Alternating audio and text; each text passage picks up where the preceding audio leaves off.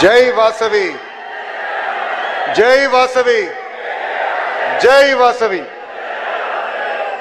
గౌరవ ముఖ్యమంత్రి శ్రీ నారా చంద్రబాబు నాయుడు గారికి, ఉప ముఖ్యమంత్రి ఉస్తాద్ భగత్ సింగ్ పవన్ అన్న గారికి, బీజేపీ రాష్ట్ర అధ్యక్షులు మాధవ్ గారికి, కేంద్ర మంత్రి పెమ్మసాని గారికి, బీసీ సంక్షేమ శాఖ మార్చులు మా లేడీ టైగర్ సవితమ్మ గారికి, ఇండస్ట్రీస్ మినిస్టర్ టీజీ భరత్ గారికి, మున్సిపల్ శాఖ మార్చులు అమరావతి పనులు పరిగెత్తిస్తున్న నారాయణ మాస్టర్ గారికి, టూరిజం మార్చులు దుర్గేష్ గారికి, నాదెండ్ల మనోహర్ గారికి, వేదిక పైన ఉన్న గౌరవ ఎంపీలు, ఎమ్మెల్యేలు, ఆర్యవైశ్య కార్పొరేషన్ చైర్మన్ మా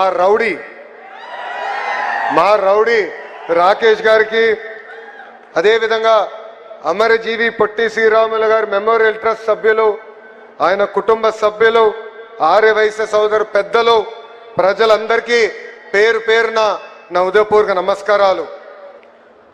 ఒక మంచి త్యాగం, ఒక జాతి గౌరవం, ఒక దీక్ష, ఒక రాష్ట్రం, అమరజీవి చిరంజీవి, మరణం లేని ఒక గొప్ప శక్తి, త్యాగానికి మానవ రూపం, ఆంధ్రప్రదేశ్ రూపంలో ఆయన జీవిస్తూనే ఉన్నారు.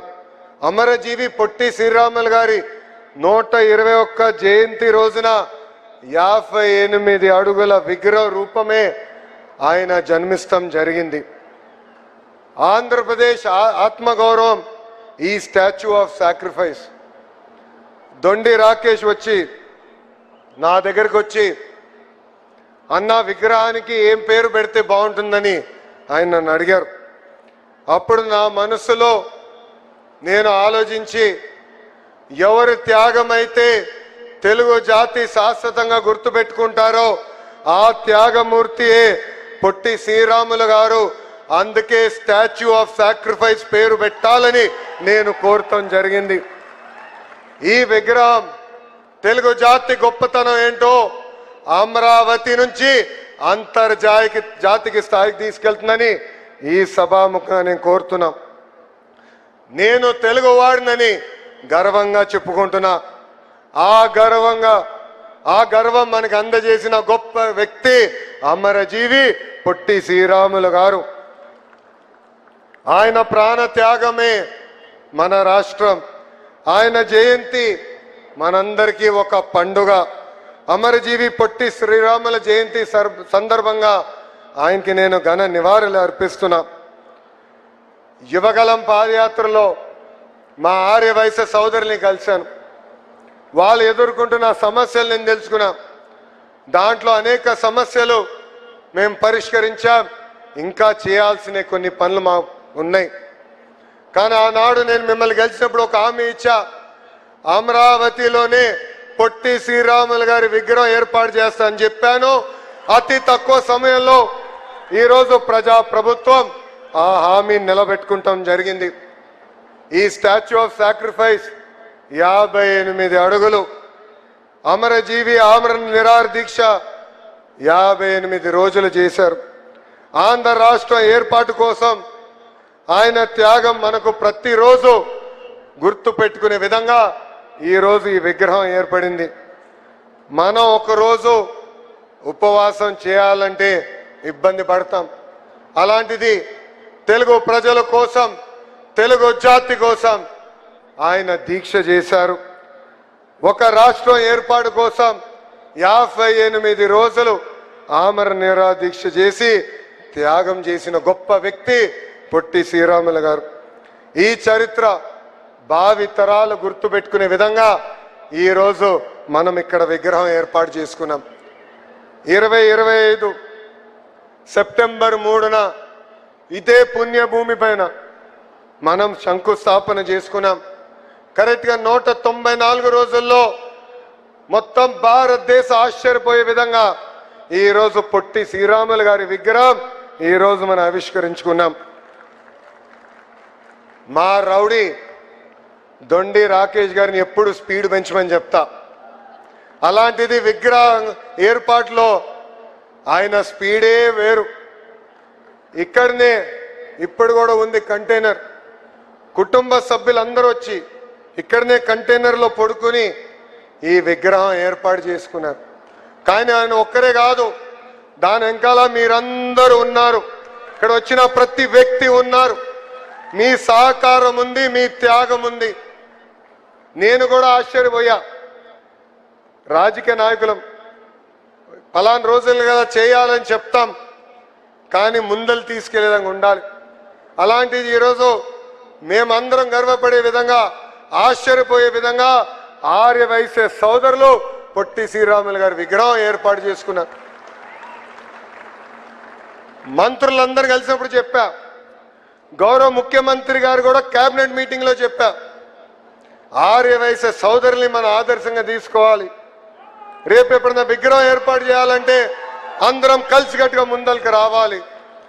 అప్పుడే మనం ముందరికి నడవగలుగుతామని వాళ్ళకి చెప్తాం జరిగింది. స్వార్థం లేని పోరాటం చేసిన గొప్ప వ్యక్తి పొట్టి శ్రీరాములు గారు. రాజకీయాలు చేయలే, లేదంటే అధికారం కోసం ఆయన చేయలేదు. గాంధీ గారి సబర్మతి ఆశ్రమంలో ఆయన చేరారు. స్వాతంత్రం కోసం ఆయన పోరాడారు. ఏకంగా సత్యాగ్రహ ఉద్యమంలో కూడా ఆయనకి జైలుకి వెళ్ళారు. నెల్లూరులో దళితులకు ఆలయం ప్రవేశం కల్పించాలని అహర్నిశలు పోరాడారు. సుమారుగా 5 దీక్షలు కూడా చేసిన గొప్ప వ్యక్తి పొట్టి శ్రీరాములు గారు. ఆంధ్రలో పడుతున్న ఇబ్బందులు ఆయన చూశారు.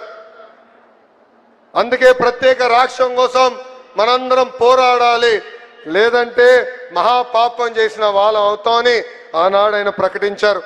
కొందరి స్వార్థం కోసం ఆంధ్ర రాష్ట్రం రాకుండా చేస్తున్నారని ఆయన యుద్ధమే ప్రకటించారు.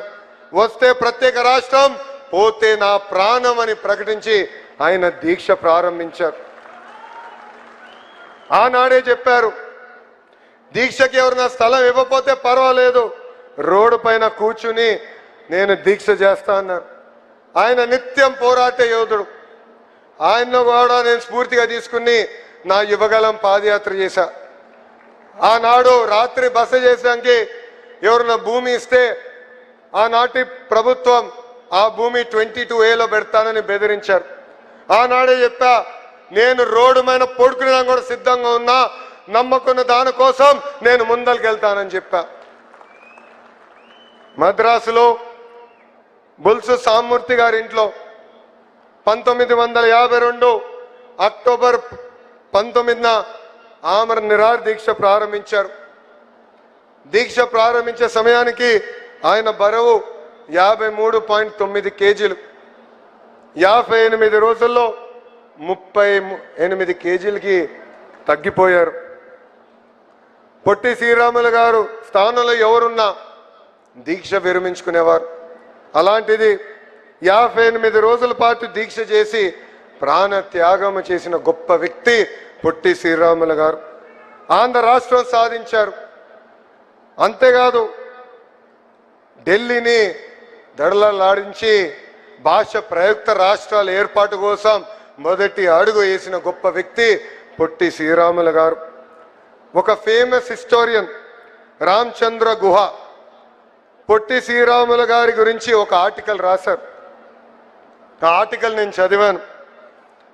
ఆయన ఆనాడు చెప్పాడు, దురదృష్టవశాతం ఆంధ్ర రాష్ట్రం బయట పొట్టి శ్రీరాములు గారి గురించి చాలా మందికి తెలీదు. కానీ ఆయన ఇండియా హిస్టరీ కానీ జియోగ్రఫీ మీద పొట్టి శ్రీరాముల ప్రభావం చాలా ఉందని ఆయన ఆనాడు రాశారు. ఆయన దీక్ష తర్వాత భాష ప్రయుక్త రాష్ట్రాలు ఏర్పడినాయని ఆయన చెప్పారు. పొట్టి శ్రీరాములు గారిని ఇండియన్ మర్కటర్ అని ఆనాడు ఆయన పేరు కూడా ఇచ్చారు. మర్కటర్ అంటే 1569లో ప్రపంచ పట్టాన్ని తయారు చేసిన వ్యక్తి. అంత గొప్ప వ్యక్తి. మన పొట్టి శ్రీరాములు గారి విగ్రహం ఏర్పాటు చేసుకుంటాం, మనందరి అదృష్టమని ఈ సభాముఖం మీ అందరికి నేను తెలియజేస్తున్నా. మిమ్మల్ని ఎప్పుడు కలిసినా నాకు గుర్తొచ్చే వ్యక్తి రోసే తాత గారు. ఆయన రాజకీయాల్లోనే ఒక స్టేట్స్మెన్. అలాంటి గొప్ప వ్యక్తుల్ని చూసి పెరిగిన వాడిని నేను. నాకు ఇప్పుడు కూడా బాగా గుర్తు,